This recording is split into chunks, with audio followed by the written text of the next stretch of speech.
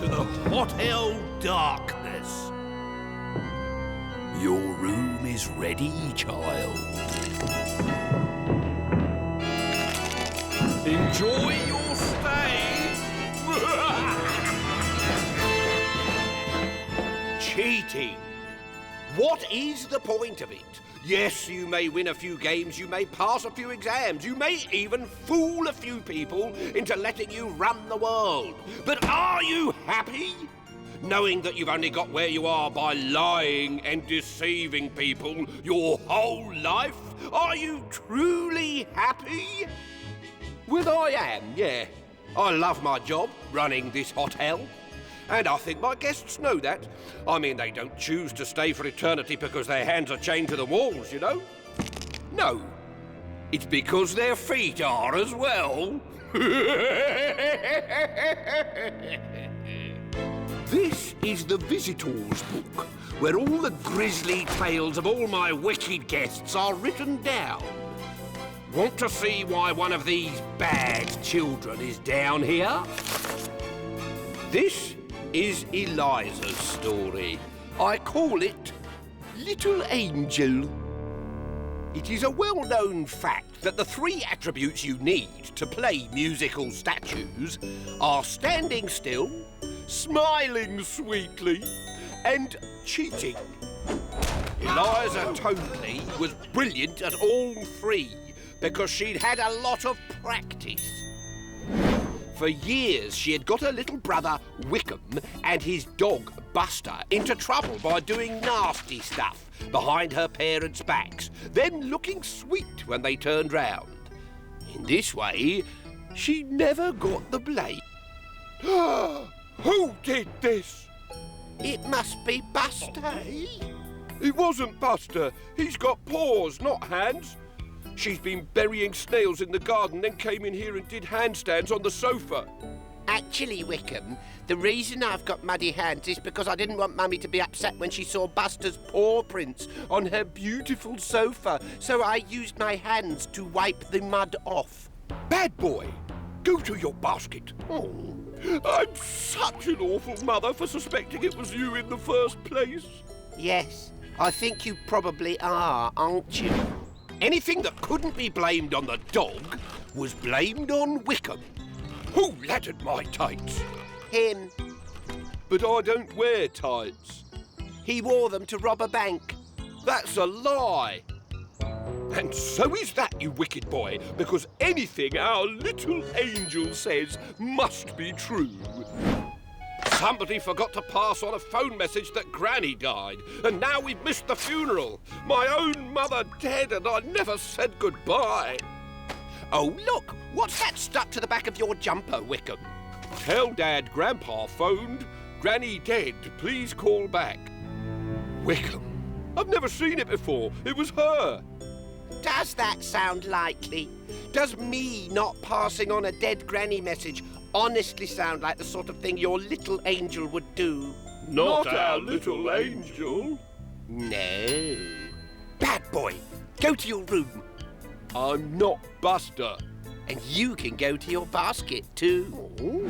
Eliza applied the same ruthless cunning to the game of musical statues. She was so good that she won through to the finals of the World Championship, which were held every year in a Gothic castle called Gargoylia, slap bang in the middle of Dartmoor, where the wolves howl. Watching the Toadleys arrive were the stone devils that gave this castle its name. Gargoyles, protectors, defenders, and as Eliza was shortly to find out, spirits of eternal vengeance. Nothing must stop me from becoming the world champion musical statuer. If you tell Mummy and Daddy what happens when the judges' backs are turned, I will squash you like a worm. Understand? And if I say no? You won't. Oh, Mummy, Daddy, Wickham's fallen in the water. Help! She pushed me! Oh, Daddy, I didn't. He slipped, and I tried to save him by grabbing his coat. You little angel. We were blessed the day we had you. I'm still in the water. It's very cold. I am a little bit special, aren't I? But the gargoyles didn't think so. Wickham caught a cold and was sent to sleep in the attic with the dog, in case he gave his germs to Eliza and wrecked her chances of winning.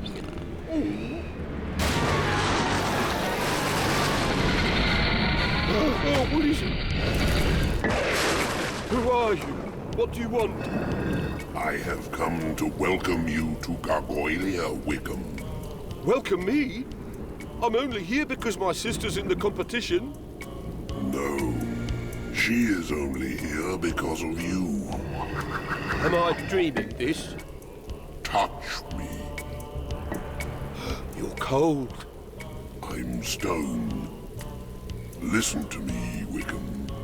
Children who are nasty to their brothers and sisters, but are devious enough not to be caught, are always the best at musical statues.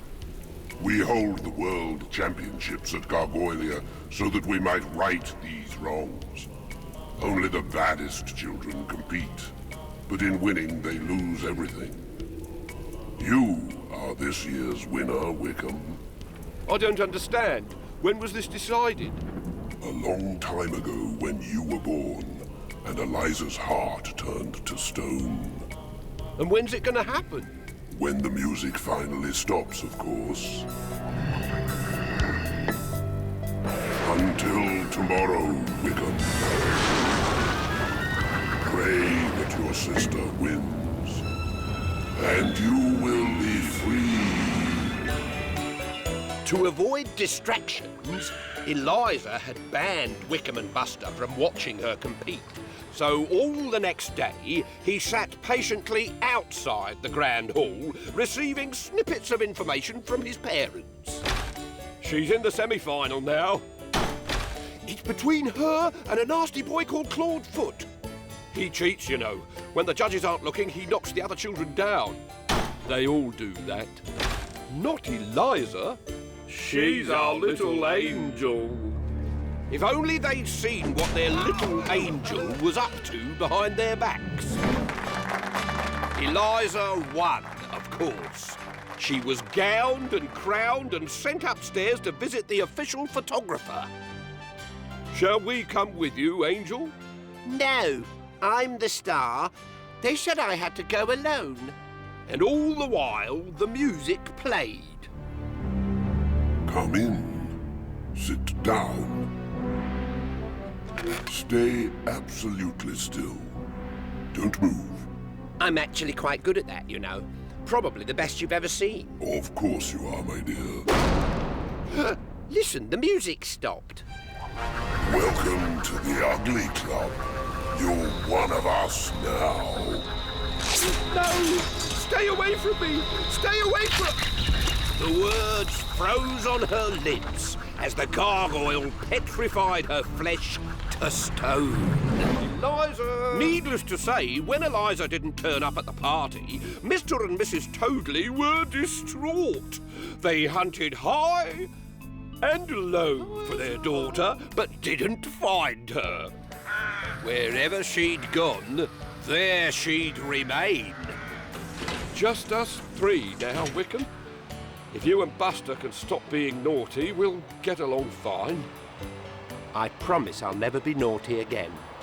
Which wasn't a difficult promise to make, because he'd never been naughty in the first place. Of course, had they looked up before they drove off, they would have seen their daughter staring down at them. But they didn't, which was a shame, because for the first time in her life, Eliza actually looked like a little angel. Albeit an ugly one, with a gruff green beard made from lichen and moss. That'll teach her not to be sneaky behind other people's backs again. Mind you, I wouldn't mind being a gargoyle. Think of all the fun I'd have scaring children to stone. I could line them up in the games room and play skittles with them.